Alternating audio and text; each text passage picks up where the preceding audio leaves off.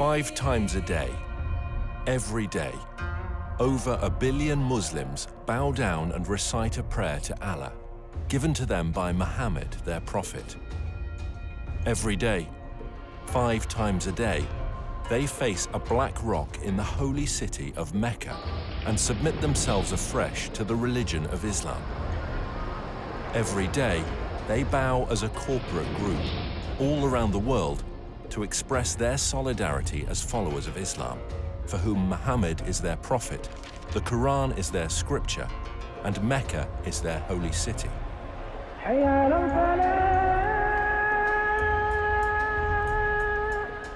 However, as archaeological discoveries are beginning to point to a different story, scholars are seriously examining and challenging the facts about the founding of Islam. And if they're right, how will it affect Muslims today? We have tools at our disposal that have never been available before. Modern technology is allowing us to reconstruct the opening years of Islam and to understand things that have puzzled historians for years. All over the world, universities, museums, and libraries are putting ancient books and writings on the internet for scholars to access. Now we can check these ancient manuscripts with just a few clicks of a mouse. Today, both academics and amateurs alike can accurately check via satellite locations and details that would previously have taken huge expense and effort, and can share them instantly around the world via social media and academic forums. So, now for the very first time, a whole new era of research surrounding the founding of Islam is coming to light, and we can piece together what really happened in Arabia 1500 years ago.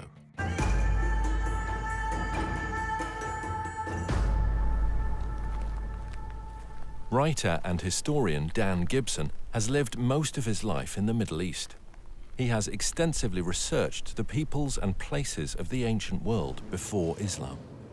I first came to Arabia in my early 20s, and I've spent more than 30 years exploring every corner of this amazing part of the world, piecing together evidence for a radical new theory, which I believe will change our understanding of the past. Years of study have led me to the conclusion that Islam began somewhere other than where the conventional histories suppose, and that in early Islamic writings there are clues and references that reveal the hidden truth about the Mecca mystery. Back in 2002, I had occasion to visit a conference on Nabatean studies organized here by the Al Hussein bin Talal University. During the conference, I had occasion to speak with leading archaeologists from Saudi Arabia and from Jordan. I asked them specifically about the archaeological record in Mecca. While not wishing to be named or quoted, they admitted that there was no archaeological record in Mecca before 800 AD. I had expected them to defend the opinion that Mecca was a walled city with houses and gardens and public buildings and temples. They said no, there was nothing like that there. Did you know that the name Mecca is mentioned only once in the whole Quran? Muslim scholars link other names with Mecca. Names such as the Forbidden Gathering Place, or the Holy House, or the Place of Becca, or Weeping. All of these terms are universally associated with Mecca today. Nevertheless, the Quran itself does not tell us in so many words that these all refer to Mecca. Muslim scholars see no reason to debate this. But in recent years, some historians have raised questions. They have noted that Mecca was a barren place and not located on the ancient caravan route. People have imagined that the caravans carried incense, spice, and other exotic goods. But according to recent research, by the time of Muhammad, the age of frankincense was now long over, and the Arabs engaged in a trade of leather and clothing, hardly items that could have sustained a large city that was described as the mother of all cities and the center of the trade route. Look at this map. Where do all of the trade routes intersect? There are 3 places in northern Arabia that could be described as the center of the trade route. What is interesting is that Mecca was not even a stopping place because it was not even located on the caravan route. In this film, we will find out why there is a total lack of archaeology in Mecca from the time of the Prophet Muhammad. why descriptions of Mecca do not tally with the landscape, and how an early Islamic civil war altered the truth about Islam. While Muslims all over the world believed that their holy city and their founding leaders all lived in Mecca, in Saudi Arabia, Dan Gibson believes the evidence actually points elsewhere. During my studies of Arabian history, I've come across evidence that points not to Mecca, but to northern Arabia as the founding place of Islam. Up until now, no one has ever questioned that Mecca is the holy city of Islam. Every Muslim believes that he should pray towards the Black Rock in Mecca. But years of study and countless trips to all parts of the Arabian Peninsula have led me to a radical new understanding of Islamic history. I believe that in the process of understanding Islamic history, a fundamental error has been made. It wasn't a deliberate falsehood, it was just a misunderstanding of what happened during the founding years of Islam. So later Islamic writers corrected what they thought was an error in earlier histories when it was actually the truth. Is it possible that over 1 billion people who follow the religion of Islam misunderstand how and where their religion began? And if so, what implications does this evidence have for the average Muslim who wants to follow the instructions of Muhammad, his prophet? We are going to have to examine a time in history and a setting that few of us understand. For centuries, the histories of the classical world and Middle East empires have been discussed, but little effort has been given to the history of Arabia. This ignorance is true not just of the West, but also of the Arabs themselves. The Prophet Muhammad was born in 570 AD, at a time and a place that few people today really know about. His grandfather and his father were Nabatean merchants, and in fact Muhammad himself married a merchant woman. One day, Muhammad was meditating in a cave and an angel visited him. The angel taught him words of praise to Allah. Later, his wife convinced Muhammad that it really had been an angel and he was in fact called to be a prophet of God.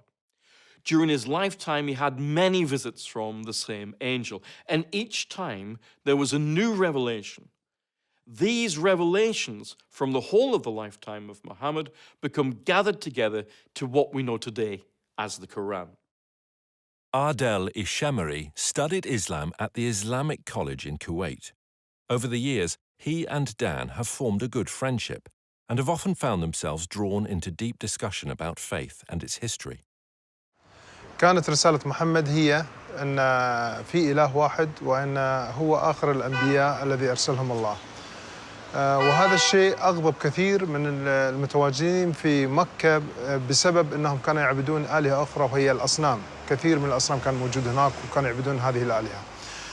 ولهذا السبب بسبب غضب الناس عليهم صار اضطهاد على محمد وعلى القلة من أتباعه. فقرر محمد وأتباعه الهجرة إلى المدينة. Muhammad and his followers suffered persecution. So he and a few of his followers fled to Medina. Now that city actually converted to Islam and Muhammad established a government there. And in fact, we can date the Muslim calendar from this period of time. Shortly after this, his followers started attacking caravans, growing in power, growing in number, until eventually more and more people joined them, to the point where they became an expanded military presence, in fact, throughout the whole of Arabia. Muhammad gave his vision of taking Islam to the entire world. However, he died unexpectedly. And at that point, disputes broke out, leading to civil wars. But despite these differences and these divisions, there was the continued dream of expanding the faith to the whole of the world. Eventually, much of North Africa and Central Asia became under the control of Islam. And today, Islam is the second largest of the world's religions. Today, all over the Middle East, when construction companies want to dig for a foundation, there should be someone present from the Ministry of Antiquities. It doesn't matter if you're in Jerusalem, Damascus, or Amman, Jordan. Wherever you dig, the chances are you will expose an ancient site of some sort. In the city of Mecca, in Saudi Arabia, developers are digging all over. putting up great buildings, hotels and high-rises. But, to the surprise of archaeologists, there are no ruins of a great and ancient city under Mecca. The city where Muhammad was born was a major city.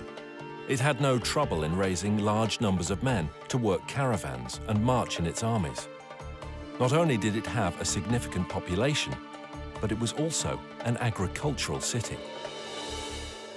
وتسمى هذه المدينة اللي هي مكة بأم القرى في القرآن. أم القرى هي الاسم هذا المفروض يطلق على مدينة مبهرة، مدينة فيها آثار، مدينة فيها لها أسوار، مدينة يعني كبيرة معروفة. The Prophet Muhammad would go forth for his affairs and journey far afield until he reached the glens of Mecca and the beds of its valleys. Aisha, Muhammad's wife, mentioned how one of the men was longing for Mecca.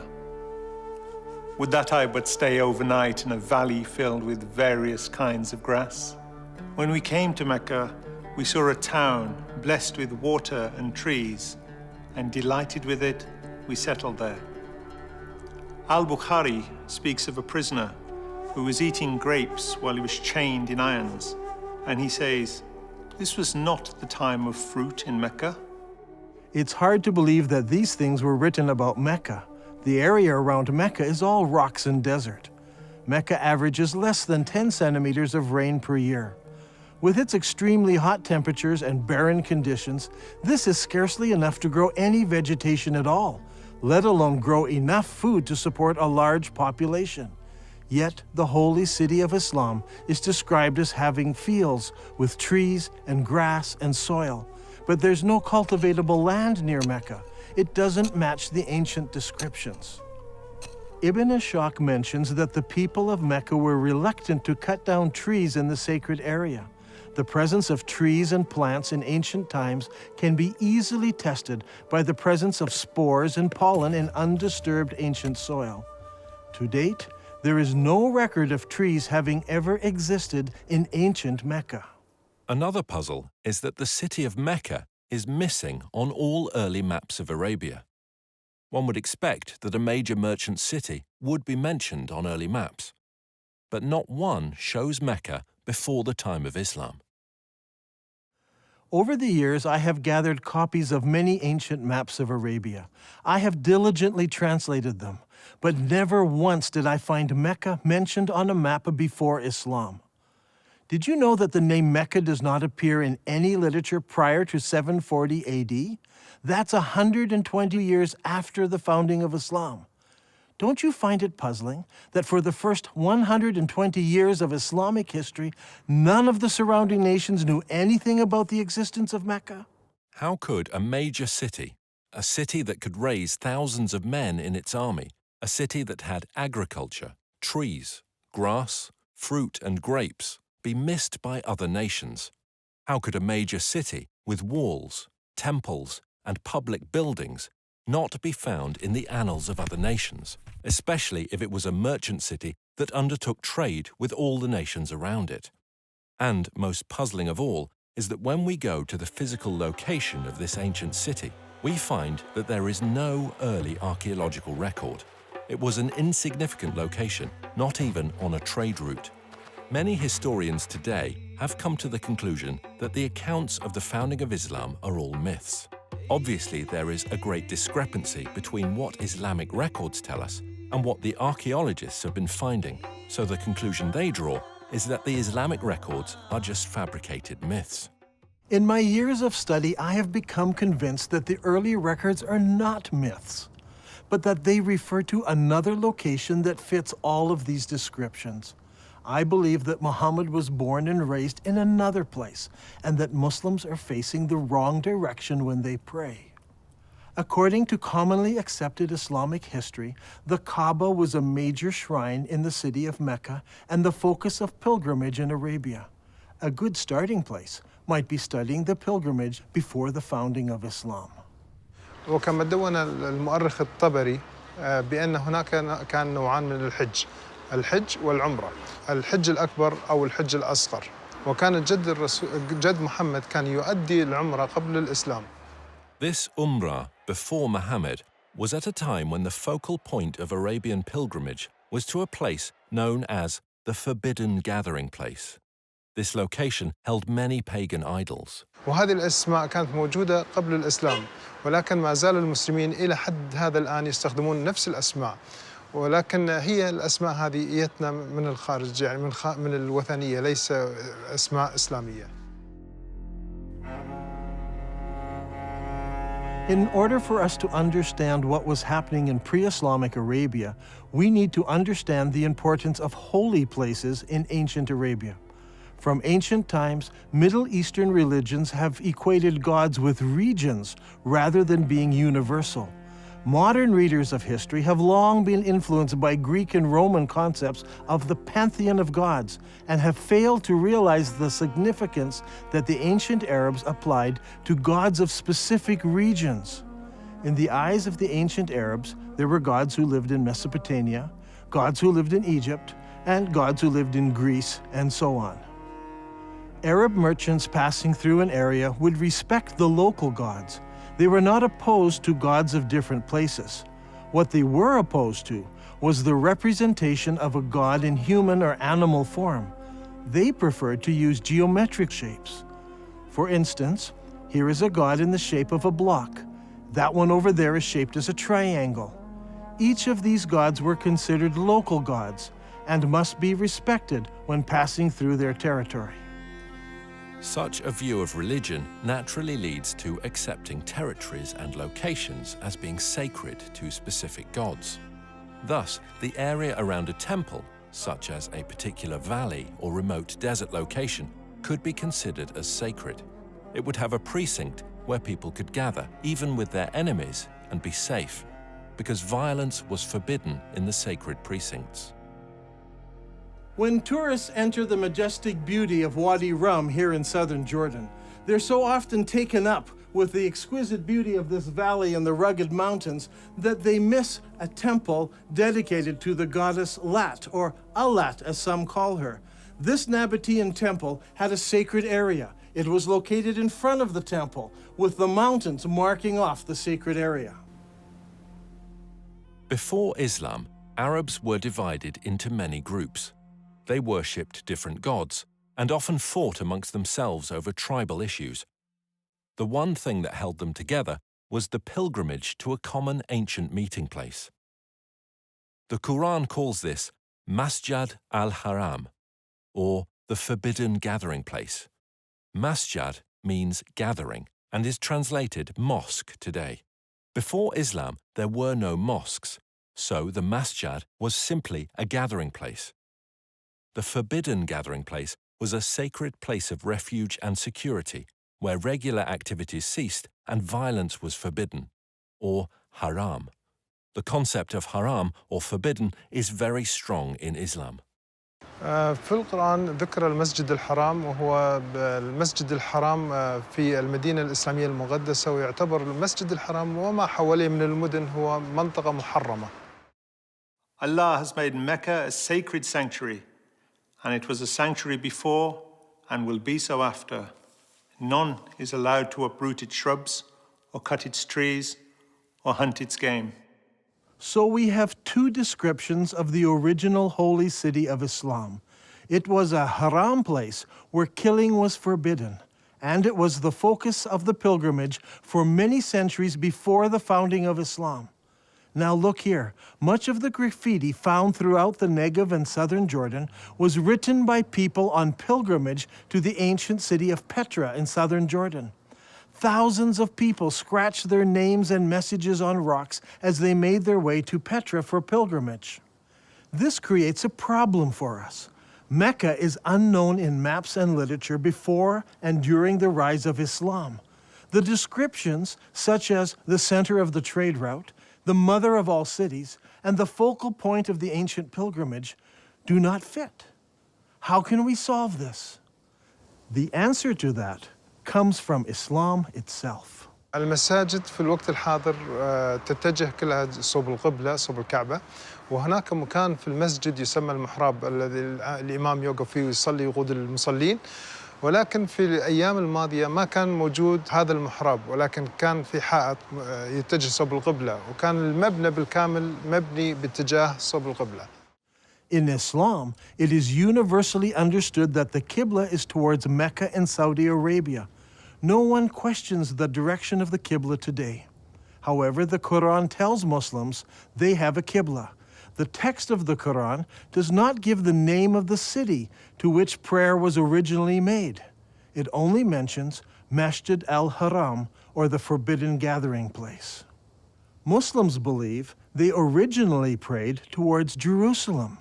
According to Islamic sources, in 624 AD, Muhammad changed the Qibla to Mecca. Muhammad revealed this in Surah 2 of the Quran. Thus we appointed the Qibla to you. Indeed, it was a momentous change, except to those guided by Allah. Allah would never make your faith of no effect. Now shall we turn you to a Qibla that shall please you.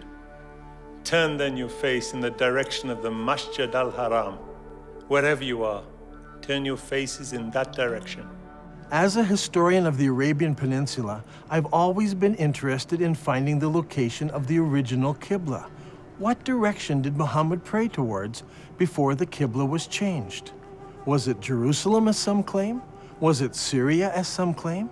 Or was it some other direction? If we were to do this study 100 years ago, it would require an incredible amount of work and research. We would have to travel the world searching ancient sites to find the earliest mosques in Islam. Now, in a few moments, we can do what used to take a lifetime. Google Earth lets us look down on sites from space, and websites like ArcNet can combine the research of hundreds of students and professors. We can examine structures based on various criteria. We choose Islamic buildings, arrange them by date into a chronological list, then determine when they were constructed, check their Qibla direction by using Google Earth, and collate this to determine when the Qibla direction changed towards Mecca. This will give us solid data to work with. Now, determining the Qibla direction is not an exact science. Some of the early mosques, like this one, are not exactly square. So researchers need to find the Qibla wall and project 90 degrees from that wall. Because early buildings were not square, we cannot use the side walls or the back walls.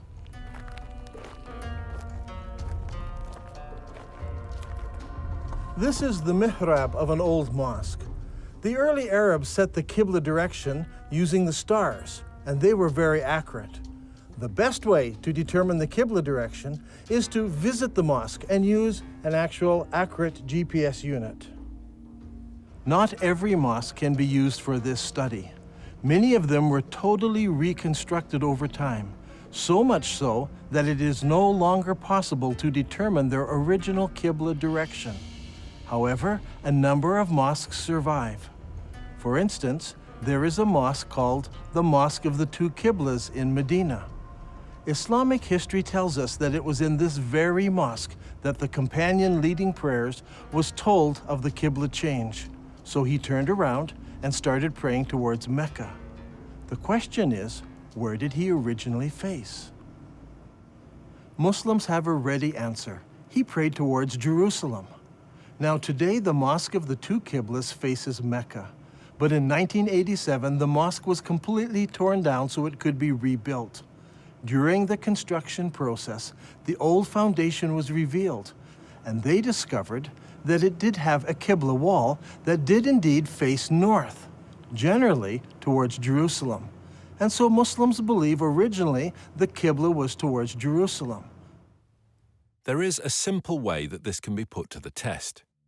If we go to the earliest mosques that were built, where we can identify their direction of prayer, we can plot them on a map and see if their lines converge. We'll find one of three things. They all point in different directions. They all point to Jerusalem, or they all point to another location. After the Mosque of the Two Qiblas in Saudi Arabia, there are a further 11 early surviving mosques that we can research.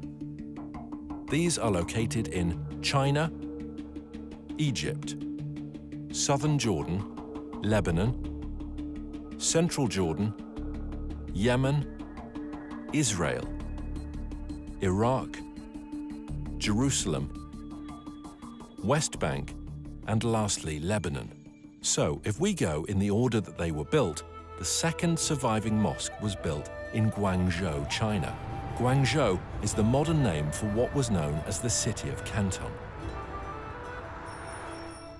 When Marco Polo reached this city in 1300 AD, he discovered over 100,000 Arab and Persian merchants living there.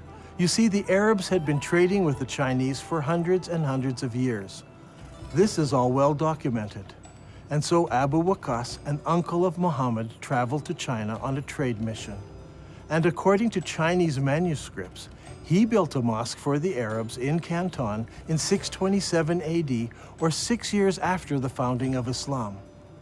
I personally examined this mosque and used a GPS unit to determine the mosque's Qibla direction. What I found was surprising. This mosque does not face Mecca. It faces 12 degrees north of Mecca, meaning that it does not face Jerusalem either. Its Qibla passes south of Jerusalem. The next mosque was built in 641 AD, about 20 years after the founding of Islam, in the town of Fustat, just outside of Cairo. This mosque was rebuilt and enlarged several times, so that today the original foundation is no longer evident. However, a description of the original ground plan of the mosque survives, and the Islamic records tell us that the first Qibla pointed east and later had to be corrected towards the south, towards Mecca. The next surviving Islamic building is the Umayyad Palace, built here at Humayma in southern Jordan. Around 700 AD, or about 80 years after the founding of Islam, the Abbas family built a large manor house here. This house had no special mosque area. Rather, the faithful would line up here in the courtyard to pray. This house has a Qibla direction, but it is not towards Jerusalem. The following year, a new mosque was built in Baalbek in Lebanon. Notice that its Qibla does not point to Mecca. 1 year later, the Umayyads built a large and impressive mosque here on the citadel in Amman, Jordan. This mosque points south. Mecca is over there.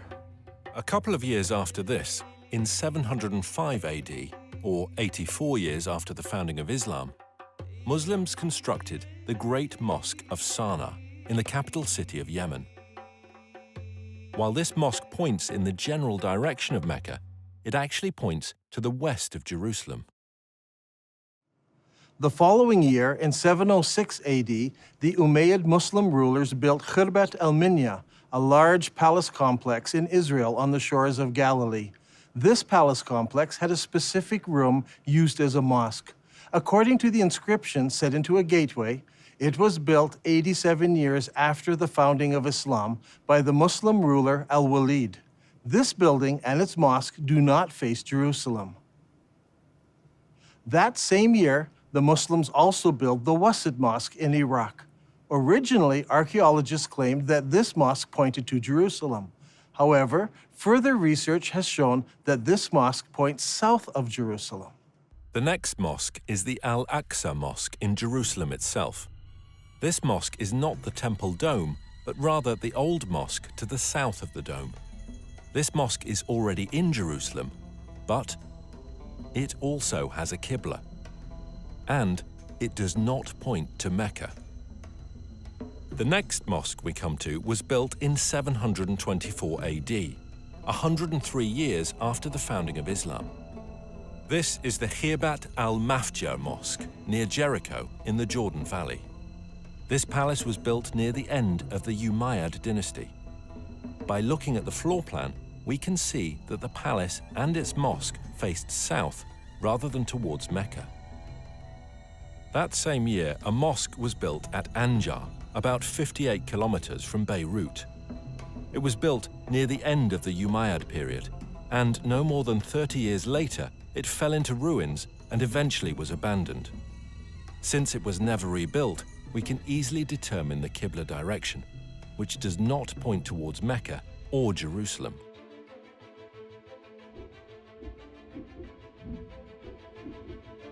Now, let's put this all together onto one map.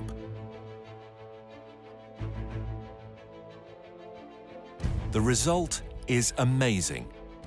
During the first 100 years of Islam, 100% of all the surviving mosques we have located so far face a spot in southern Jordan rather than Mecca. From north, south, east and west, mosques all face towards one spot. This isn't some small error in determining the Qibla direction. They all specifically point to just one place. Directly under this point is the ancient city of Petra. This is a city that is well known to us today. It is a popular tourist site. Tourists come from all over the world to marvel at the great temples and the monuments in this city. Could it be that Petra is the mother of all cities described in the Quran? It was the focus of the ancient Arab pilgrimage.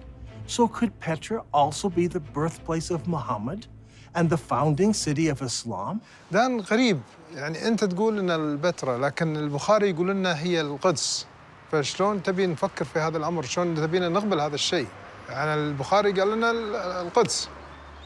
Every good Muslim tells me that Muslims used to pray towards Jerusalem. They know this because Bukhari tells them this. And I agree, Bukhari says it was Jerusalem. But Bukhari is writing some 200 years after Muhammad, and he's writing more than 100 years after the Qibla change took place. So he's not an eyewitness. He's just collecting what people are remembering. And he actually notes several conflicting ideas that were circulating at the time. While some people were offering morning prayer at Quba, a man came to them and said, "A Quranic order has been revealed to Allah's apostle tonight, that he should face the Kaaba at Mecca. So you too should turn your faces towards it." At that moment, their faces were towards Syria. And on hearing this, they turned towards the Kaaba at Mecca. I believe that originally Muhammad, while living in Medina, prayed north towards Petra, which was in the Roman province of Syria. By the time Bukhari was collecting his stories, people had forgotten Petra, and everyone remembered that their great-grandparents prayed towards Syria. دان القرآن يقول لنا مسجد الحرام في بكة. فيا ترى بكة وين موقعها الحقيقي؟ Those who bring up the argument about Becca raise an interesting point. I agree that in Islamic literature, the name Becca is synonymous with the first holy city of Islam.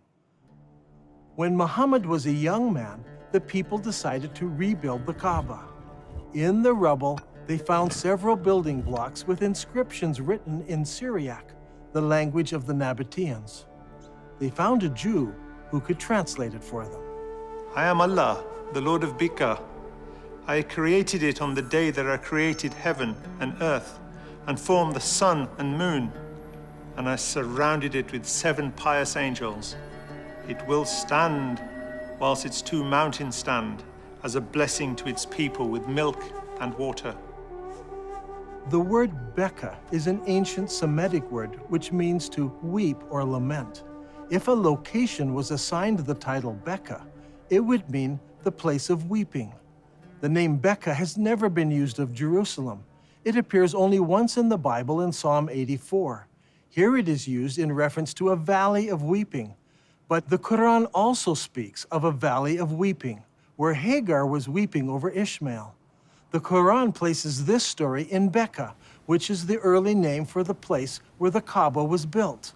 Surely this location was not Jerusalem, which is built on top of a mountain and not in a valley.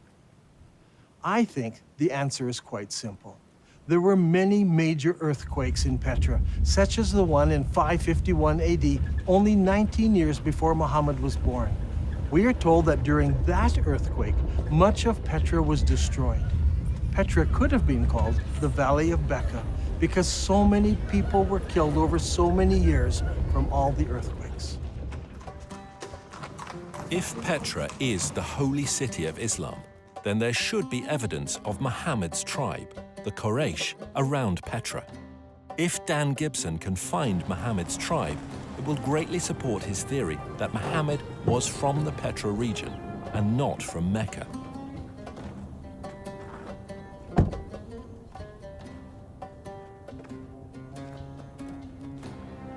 Long ago, this was known as the city of Hawar, or Humayma as it is known today. Archaeologists have uncovered a farmhouse belonging to the Abbasid family and a mosque built some time later. When the Muslims of Iraq defeated the Umayyads of Damascus, they wanted a member of Muhammad's family to support and legitimize their revolt. And so they came here to Humayma, 27 miles from Petra. It was here that they found Muhammad's family and the Quraysh tribe. They didn't go to Mecca in Saudi Arabia or Medina. They came here to Humayma, 27 miles outside of Petra. It was here that they found the Quraysh tribe and the family of Muhammad, not in Saudi Arabia.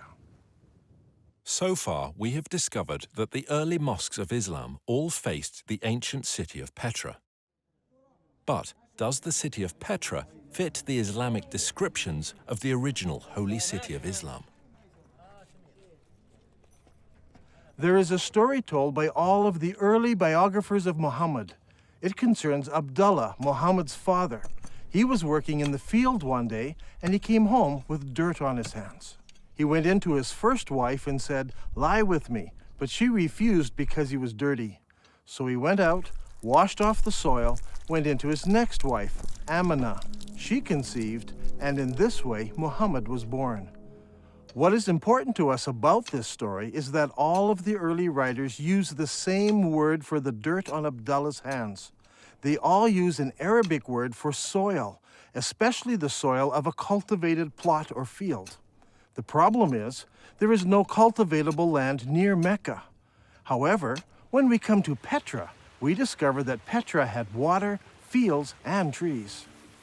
According to archaeologists, there were private and public gardens, as well as running water brought into the city through aqueducts and clay pipes. Archaeologists have described fruit trees, grapes, and gardens existing in ancient Petra.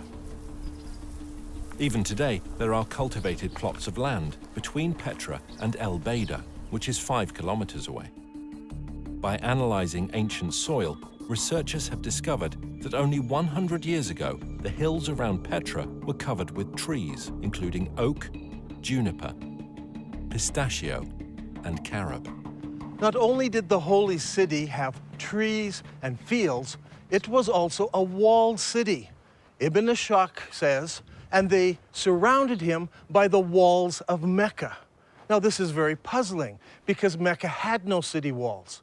Some think perhaps this was a house in Mecca, but Ibn Ishaq specifically says the walls of Mecca. But Mecca was not a walled city. So what about Petra? Petra was built in a valley. On either side of the valley were large mountains with cliffs. These cliffs were as good as city walls.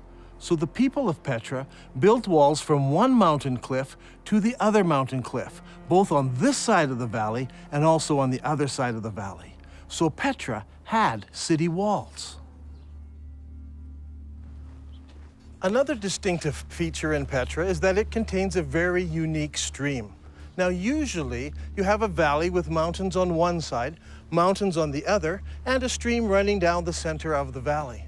But in this case, long ago, earthquakes cracked these mountains so that there is a crack in that mountain, water runs through that crack, across the valley, and out the crack in the other side. The Nabateans built a colonnaded street from one mountain to the other mountain, and beside it was a rainwater course. Let's go down there. Now, in Islam, one of the duties of the pilgrims is to go 7 times between 2 mountains called Marwa and Safa. What is interesting is that Bukhari tells us that Muhammad chose to do this, running in the rainwater course between the 2 mountains. But there are problems. Safa and Marwa are just small rocks. Today, they're housed right inside of the mosque building. As you can see on this drawing, there was no rainwater course between these two rocks. But here in Petra, the description fits exactly from one mountain to the other. There are 4 ways into the Petra Basin.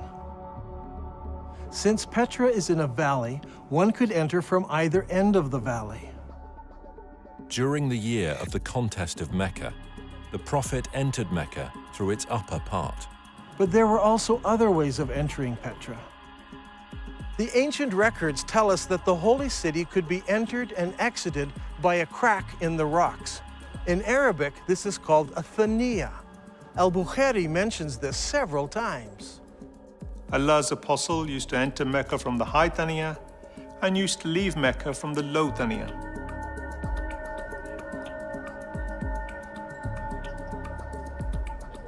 The Prophet went on advancing till he reached the Thaniya through which one would go to them, that is, the people of Quraysh. There are 2 thaniya entrances. One of these is the famous Sikh that tourists pass through to enter the city. The other is on the far side of the colonnaded street and leads into a maze of canyons that eventually empty out into Wadi Araba below the Dead Sea.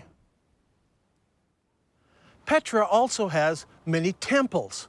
Over here is what is known today as the Temple of the Winged Lions, or the Temple to Al-Uzza.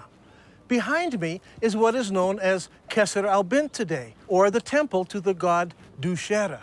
This short chain of mountains here was the home to the god, and here in the very heart of the mountains is the temple to this god, El-Dushera.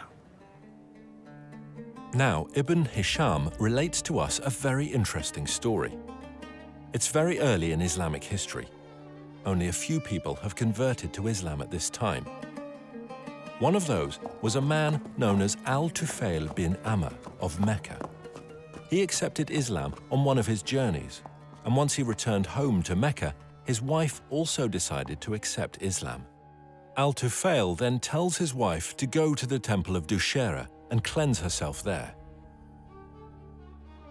In the sacred area, there was a trickle of water where she could wash herself.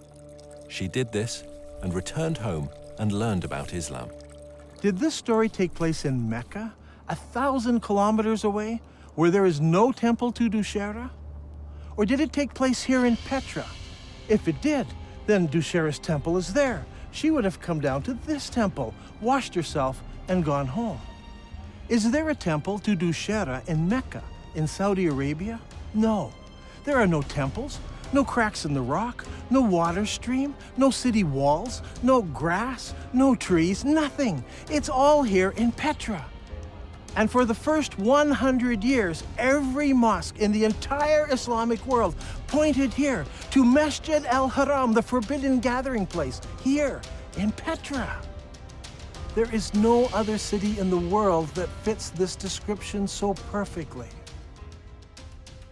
Now, Al-Haqtab had so harassed Zayd that he forced him to withdraw to the upper part of Mecca, and he stopped in the mountain of Hira, facing the town. It's interesting to note that in this account, Mount Hira is located in the upper part of Mecca.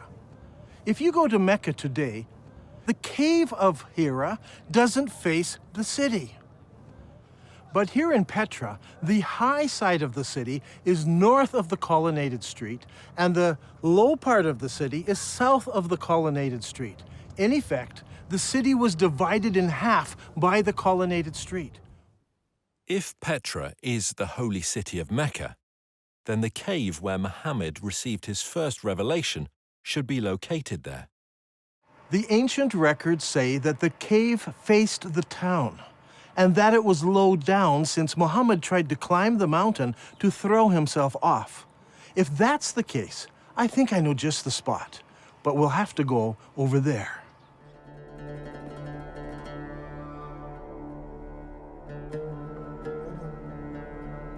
Here in this cave, we can see where there are many various god blocks.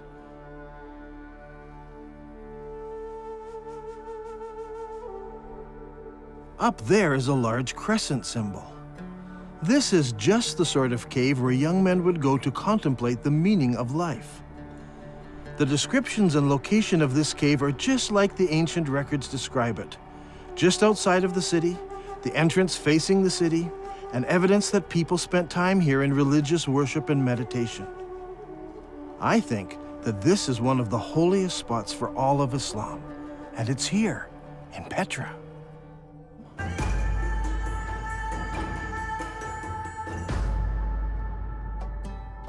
The Quran commands every Muslim to face the forbidden gathering place when they pray. Now, the forbidden gathering place wasn't a building. It was much more than this. It was a large area marked out with special stones. These stones marked the boundary around the sacred area.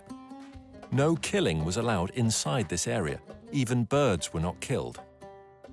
Now, what kind of stones would you need to mark out such an area? If you had just small round stones, they would be lost among the other stones of the desert. They must have been larger stones.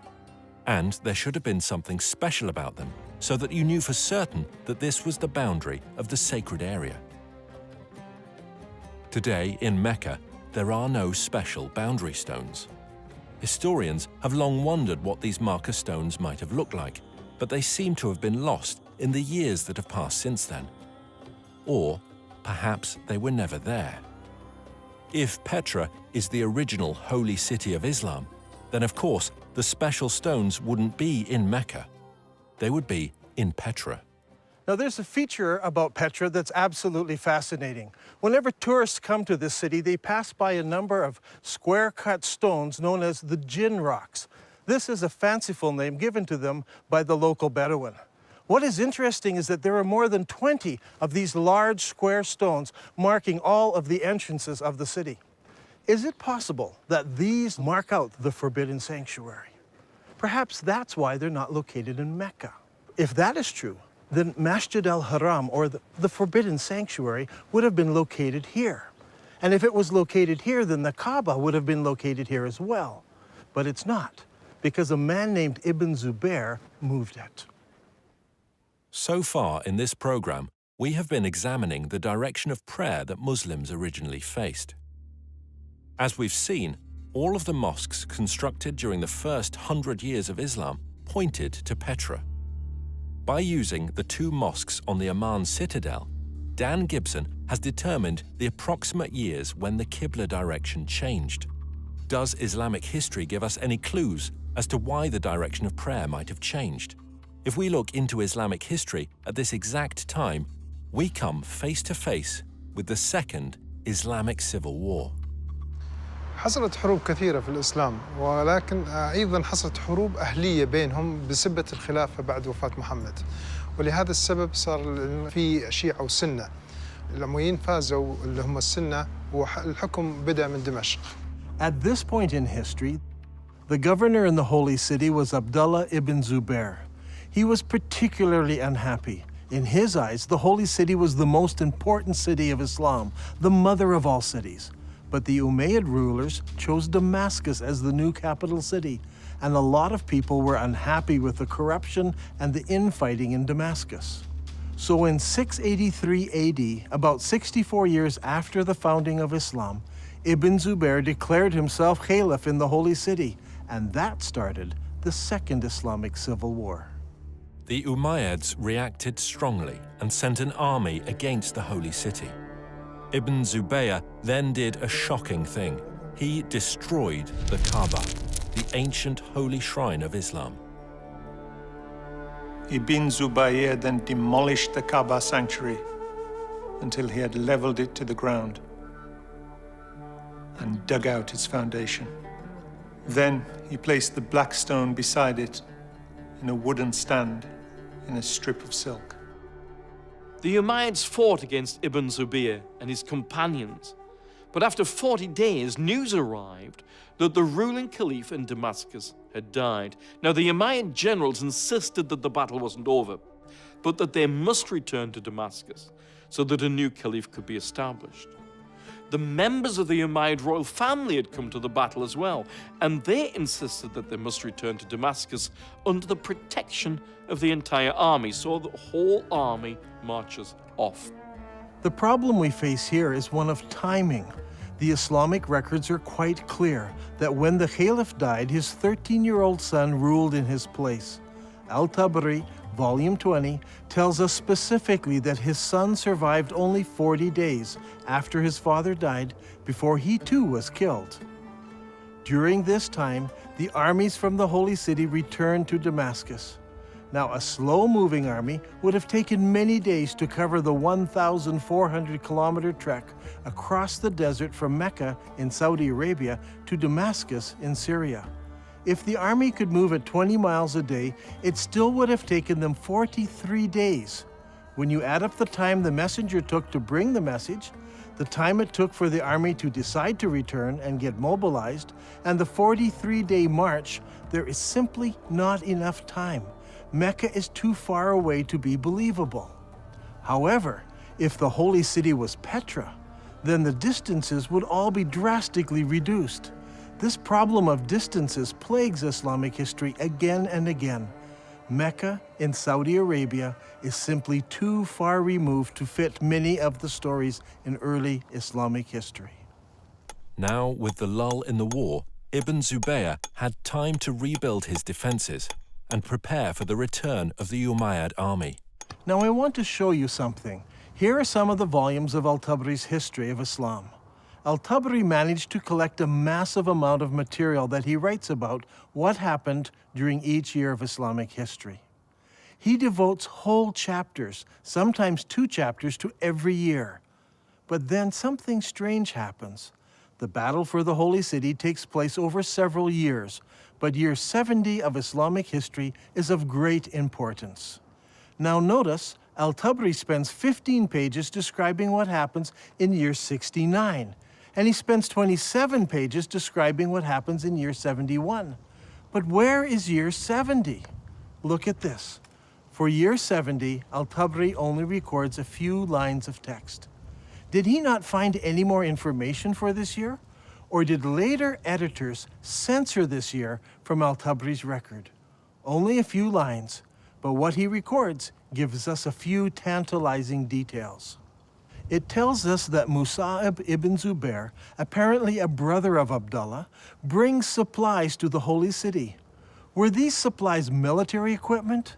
No, it says he brought many horses and camels. I believe that this is the year that the followers of Ibn Zubair moved south from Petra to the deserts of Arabia to find a place where they could hold out against the Umayyad forces. All details of this year have been removed from Al-Tabari's history. But we know that they obtained many horses and camels, which would have no other purpose than to move many of the people out of the city. This lull in the war continued into the next year.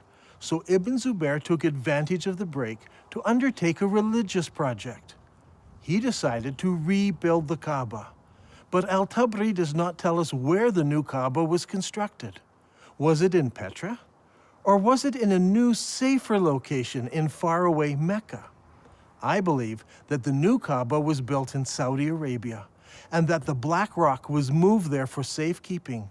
So even if Ibn Zubair lost the Holy City, he still had the rock and a new Kaaba. After a new caliph was established, the Umayyad army returned. This time the army was bigger, and the Umayyads brought large weapons of war with them. Among them, a stone-throwing machine called a manjanik. The war between Ibn Zubayr and Al-Hajjaj took place for 6 months and 17 nights in the hollow of Mecca. Yusuf ibn Mahak said, "I saw the manjanik with which stones were being hurled. The sky was thundering and lightning, and the sound of the thunder and lightning rose above that of the stones, so that it masked it."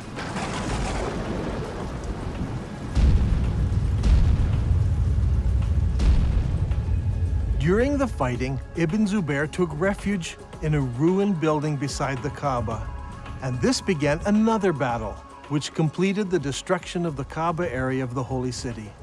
Eventually, Ibn Zubair lost the battle, but the cause was taken up by those in the city of Medina in Saudi Arabia and by the city of Kufa in Iraq. I believe that during this time, the Islamic world was thrown into contention. Should they pray towards Petra, or should they pray towards Mecca?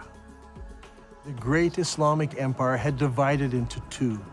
Originally, the Umayyads ruled from Damascus, and they prayed towards Petra. But they were defeated in battle, and now the eastern part of the empire was ruled by the Abbasids, who all constructed their mosques facing towards Mecca. It was during this exact time that we see a change in mosque construction. Before this, every new mosque constructed faced Petra. But now, for the first time, some of the new mosques began to face Mecca in Saudi Arabia. But the problem still existed. What do you do with the old mosques? They were built facing Petra. It was during this time that mosques began hanging a sign on the wall to indicate the direction of prayer. It was said in the reign of Uthman that the Caliph ordered that signs be posted to the walls of the mosques in Medina. This was so that the pilgrims could easily identify the direction to which they needed to address their prayers. Now, this is a very interesting development, because up until this time, mosques were built so the faithful had only to face the Qibla wall and they faced the holy city. Why would you need to introduce a sign unless the direction of prayer had changed? Around this time, around 89 years after the founding of Islam, a niche was suddenly introduced into mosque structure to denote the direction of prayer. This niche was added to older buildings and also incorporated into newer buildings. Today, the niche is standard in every mosque, but it wasn't originally. There was no niche until the Qibla direction changed. In the Civil War, the Umayyads still prayed towards Petra, but the rebels in the Holy City in Medina and in Kufa chose to pray towards the new Qibla in Saudi Arabia. When the armies of Kufa met Ibn Zubayr, Bujair ibn Abdullah al-Musli spoke. Praise be to God who has tested us with shackles and tested you by your forgiving us. Ibn Zubayr, we are people who turn to the same Qibla as you. What a strange phrase. We are the people who turn to the same Qibla as you. Muslim historians argue that this means the same Qibla as every other Muslim. But now that we have uncovered evidence of the change of Qibla at this very time, this phrase takes on special significance. The people of Kufa join with Ibn Zubayr in accepting his Qibla. This is key to understanding much of what takes place later. Even though Ibn Zubayr is eventually killed and seems to lose the civil war, the city of Kufa plays a major role in the development of the new Abbasid dynasty, and Kufa becomes a theological center and a place for copying Qurans. In the Islamic world, things were a mess. Not only were Muslims divided politically, they were divided religiously. Obeying the wishes of Allah as revealed by the Prophet Muhammad was at the very heart of Islam. Should you obey Muhammad and the Quran and face towards the forbidden gathering place in Petra? Or should you pray towards the sacred house and the Black Rock, which is in Saudi Arabia? So far, Dan Gibson has plotted the existing mosques from the 1st century of Islam, and they all point to Petra in Jordan. So what about the mosques of the 2nd century of Islam? Do they all point to Petra as well? Here is where things start to get interesting. During my studies, I discovered that the mosques built during the 2nd century of Islam point in different directions. This is what I call the time of confusion. 102 years after the founding of Islam, the Mosque of Ummah was constructed in southern Syria, in the ancient city of Busra. As you can see, the mosque's orientation does not point towards Mecca. But clearly, it does not point to Petra either. 5 years later, the ruling Muslims built a palace in the Syrian deserts known as Qasr al-Hayar al-Gharbi. This is a drawing of the floor plan of the palace and the mosque in the corner of the complex. The whole complex seems to face somewhere between Petra and Mecca. A couple of years later, Qasr al-Hayar Ishaqi Palace was built about 100 kilometers north of Palmyra. If we examine the ground plan of the palace buildings, we notice that the palace and its mosque don't seem to align to either Mecca or Petra. Once again, it points in between.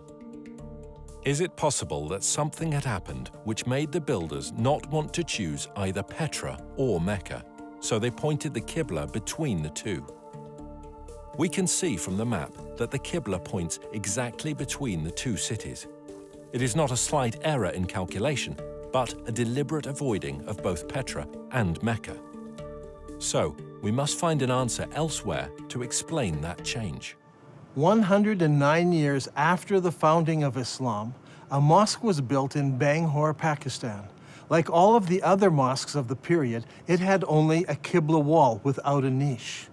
This mosque, however, pointed towards Mecca in Saudi Arabia. Here we have the very first mosque that we can identify as pointing to Mecca. There may have been others built that no longer exist, but this mosque is significant because it's the earliest surviving mosque that we can truly say faced Mecca in Saudi Arabia. And, what is astounding, is that it was built about 100 years after the death of Muhammad. This is very late for Muslim historians, and it is going to cause traditional Islamic history all kinds of trouble. One of the most important buildings in our study is found here on the citadel of Amman, Jordan. This Umayyad palace was built about 122 years after the founding of Islam. Now, if you remember, we looked at an Umayyad mosque built over here. This mosque points directly towards Petra, but when they built the palace, its Qibla direction was directly towards Mecca. So clearly, the Qibla direction changed sometime between the construction of those buildings and the construction of this palace. This will help us determine how and when the Qibla direction changed. Remember, it was during the construction of this palace that the name Mecca first appears in literature anywhere. الغريب أن مكة لم تذكر طول هالسنين هذه لا في الكتب الأدبية ولا الكتب الإسلامية، ولكن ما تم ذكرها إلا عند تغيير القبلة، وهذا شيء غريب جدا. يا ترى شنو الأسباب؟ يعني المفروض أنه يذكر في الكتب الإسلامية في التاريخ الإسلام، ولكن لم يذكر هذا الشيء إلا عند تغيير القبلة. هذا شيء غريب. The next major mosque that was constructed was built 32 kilometers south of Amman, Jordan. This was known as the Mushatta Palace and Mosque, and it was built in 743 AD. As you can see, it was a very large and impressive Umayyad palace, with the mosque located in the southern part of the structure, facing Petra. Indeed, the entire complex faces Petra. What makes this interesting is that it seems that Islam is now split into several groups. There were the traditionalists, who built their mosques like this one, facing Petra. But there were reformers whose mosques face Mecca. And there were others who were not in either group, and they refused to select either of those qiblas. During this time, a significant change took place in Islamic history. The Umayyad rulers of Islam in Damascus were defeated by the Abbasids of Kufa. In 754 AD, Al-Mansur, the new caliph, commissioned the construction of a brand new eastern capital, choosing Baghdad in Iraq as his site. The new city was built on a spectacular design. Rather than the haphazard shape common to most Middle Eastern cities, this city was built in a great circle. The designers went out to a brand new area and used ashes to draw out the city plan on the ground prior to construction.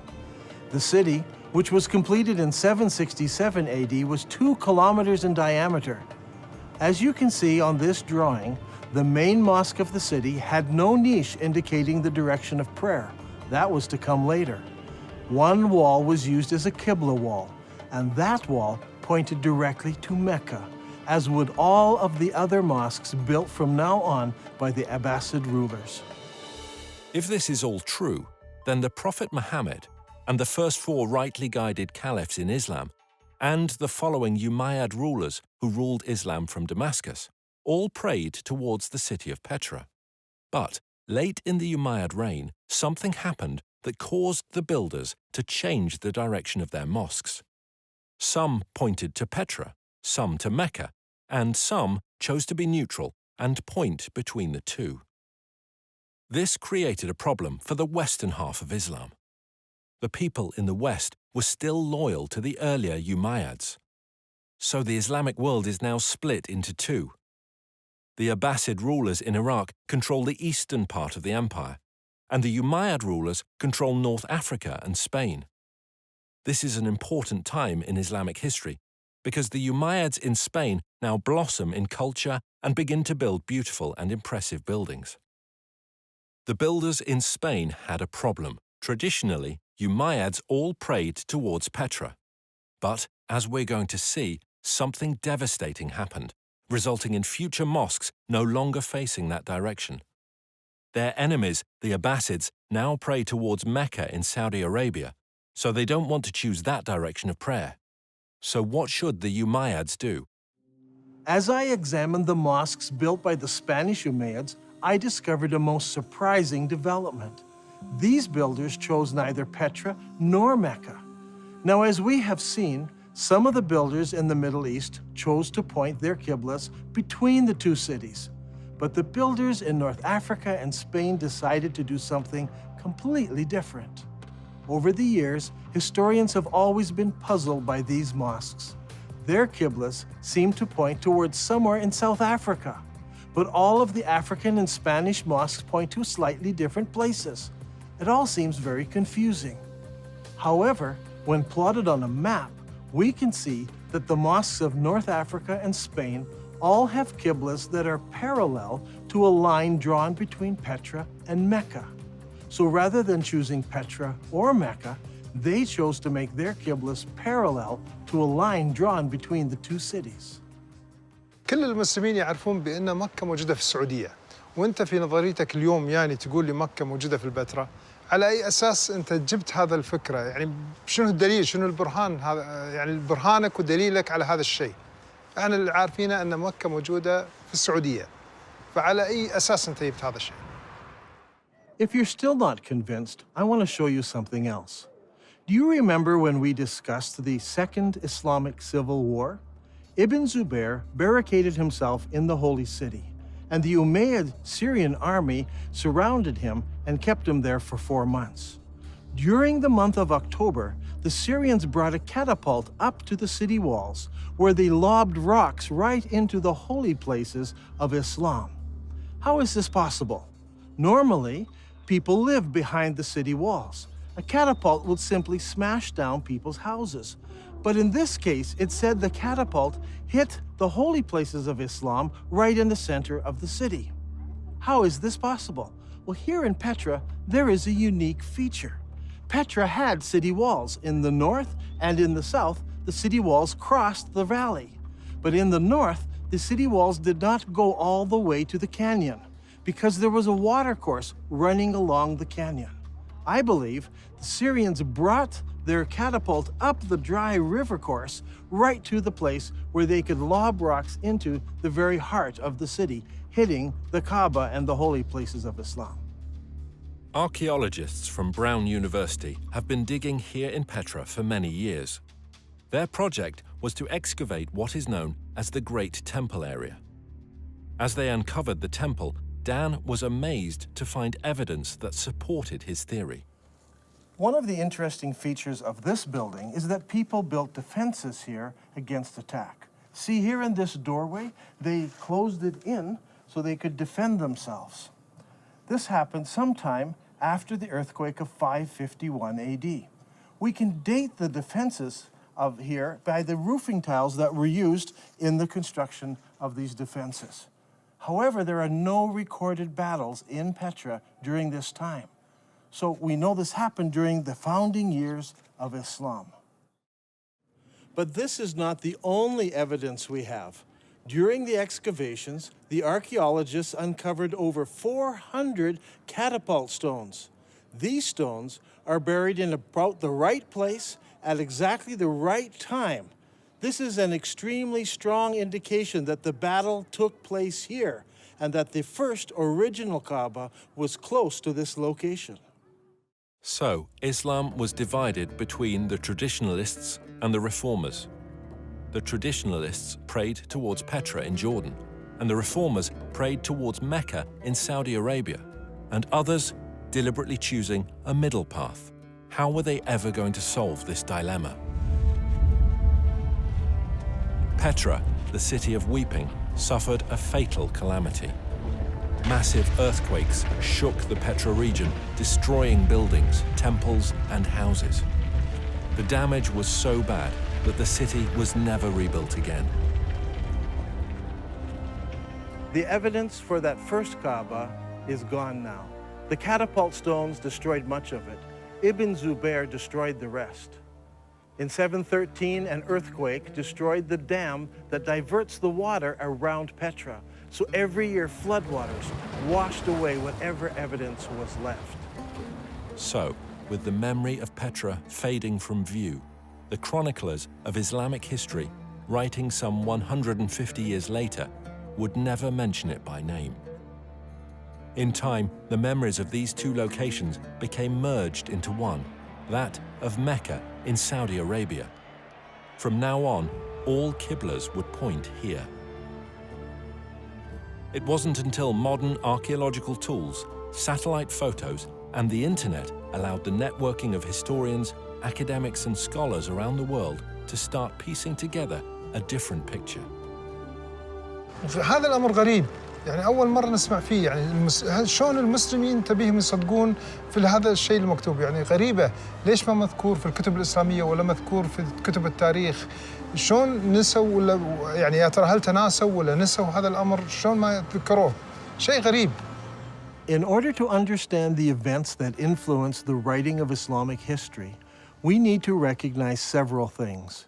First, it is my belief there was a literary vacuum in the early Islamic empire, created by zealous Muslims who destroyed books and manuscripts, erased inscriptions, burned libraries, and destroyed all literature except the Quran, which was mostly bits and pieces of what people remembered of the revelations that Muhammad gave. This destruction of written material by the Islamic forces has been well documented. One piece of evidence is a letter from 640 AD from the Caliph to General Amru, the leader of the Muslim armies in Egypt, who asked the Caliph what should he do with the thousands of manuscripts he found in warehouses in Alexandria. The Caliph's answer has been recorded and known for centuries. As for the books you mention, here is my reply. If their content is in accordance with the revelations of Allah, we may do without them. For in that case, the revelations of Allah more than suffice. If, on the other hand, they contain matter not in accordance with the revelations of Allah, there can be no need to preserve them. Proceed then and destroy them. The Muslim writer Ibn al-Kifti tells us that the books were distributed to the public baths of Alexandria, where they were used to feed the stoves, which kept the baths comfortably warm. They say it took 6 months to burn all that mass of material. Eutychius, the Patriarch of Constantinople, recorded that there were 4,000 baths that received books from the Alexandrian library. This burning of books, however, did not start in Egypt, but 4 years earlier in Persia. Caliph Umar's army met with the Persian armies in the Battle of Qadisiyah in the year 636 AD. In early January 637, the Muslim advance guard reached the outskirts of Ctesiphon and laid siege to the city for 2 months. Eventually, the city fell and the Muslims occupied it. During the fighting, the palaces and the library at Ctesiphon were deliberately burned. In the end, the only book that managed to survive in Arabia was the glorious Quran. When it comes to the history of the Quran, historians have struggled. It seems that most of the Quran was retained in an oral fashion rather than written form. While the Arabs were great memorizers and had the ability to retain the entirety of the Quran, the retention of materials in an oral tradition suffers from several difficulties. First, the accuracy of the memories of the individuals involved must be perfect. In the case of the Quran, arguments arose over the various verses, how they should be rendered, and if they should or should not be included in the whole. Second, the problem of transferring knowledge from the learned to the novice is often a difficult step. In the case of the Quran, most of the men who memorized the sayings of Muhammad were also warriors. As is often the case, Warriors die in battle, and their knowledge of the Quran perished with them. This is amply illustrated in the Battle of Yamama, when an estimated 450 men who had memorized the Quran were killed. Hudayfa bin al-Yaman came to Uthman at the time when the people of Damascus and the people of Iraq were waging war to conquer Armenia and Azerbaijan. Hudayfa was afraid because the people of Damascus and Iraq had differences in the recitation of the Quran. So he said to Uthman, "O chief of the believers, save this nation before they differ about the revelations." So Uthman sent a message to Hafsa saying, "Send us your manuscript of the Quran so that we may compile the Quranic materials into perfect copies and return the manuscript to you." Hafsa sent it. Then a group of men sat down to create a new copy of the Quran. Uthman said to the 3 Quraysh men, "In case you disagree, write it in the dialect of Quraysh, for the Quran was revealed in their tongue." When several copies were written, Uthman returned the original manuscript to Hafsa. Uthman then sends every Muslim province one copy of what's been written, and he orders that all other Quranic material, whether written in fragmentary manuscripts or even in whole copies, that they all be burned. And so the burning continued.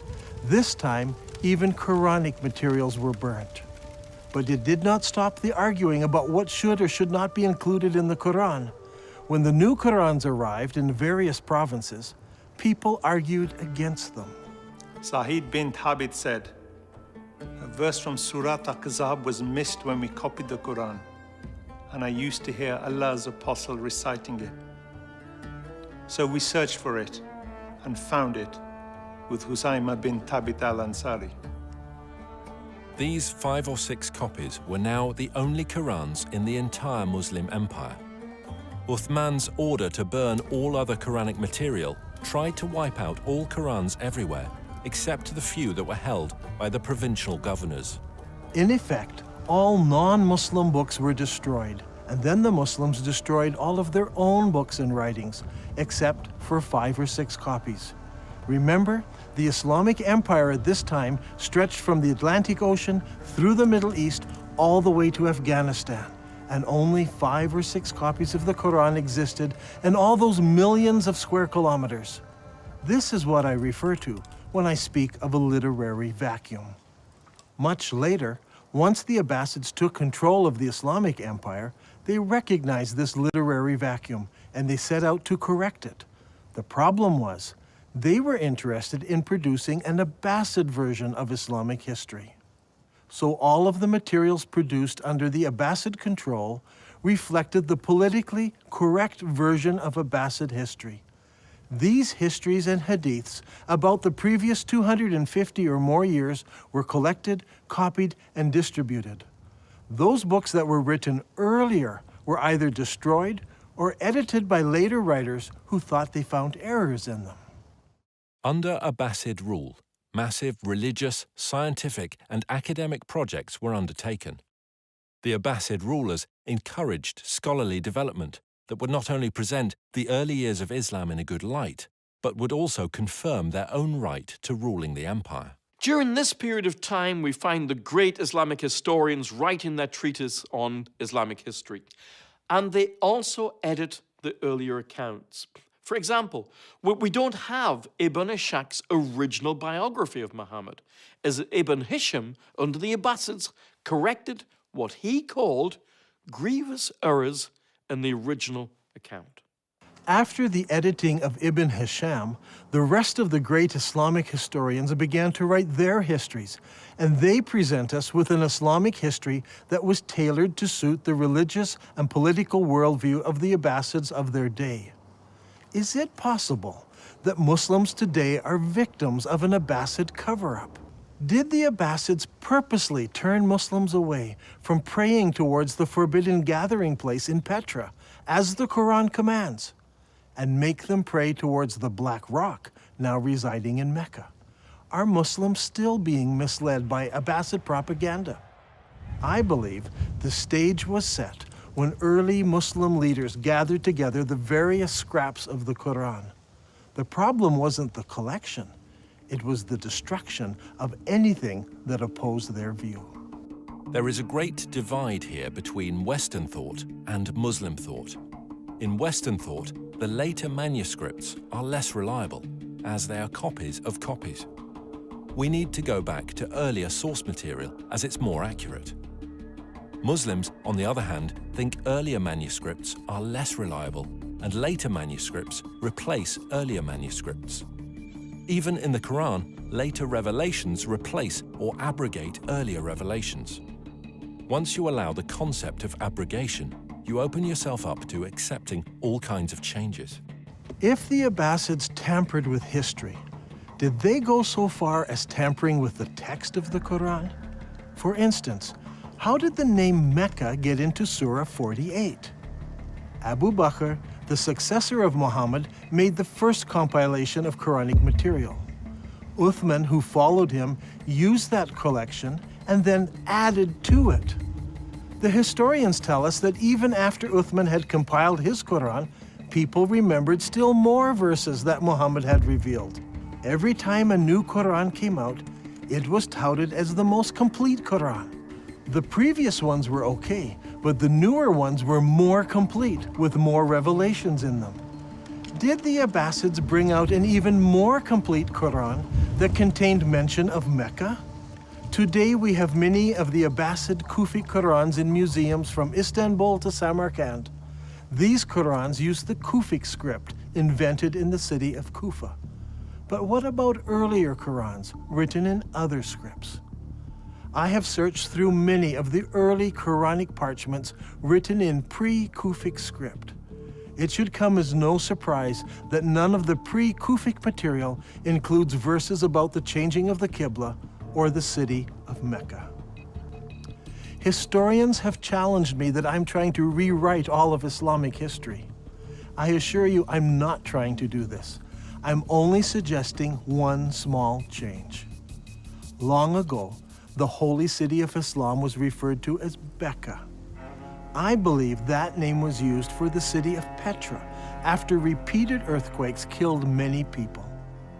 After Ibn Zubair moved the Black Stone to Mecca, scribes had only to make one small change to Islamic writing. In Arabic, Becca is written like this. It's very easy to change the ba to a mim. Watch again. That's all it took. It is virtually undetectable to later readers. Did the Abbasid scribes correct an earlier reference to Becca in the Quran and make it into Mecca?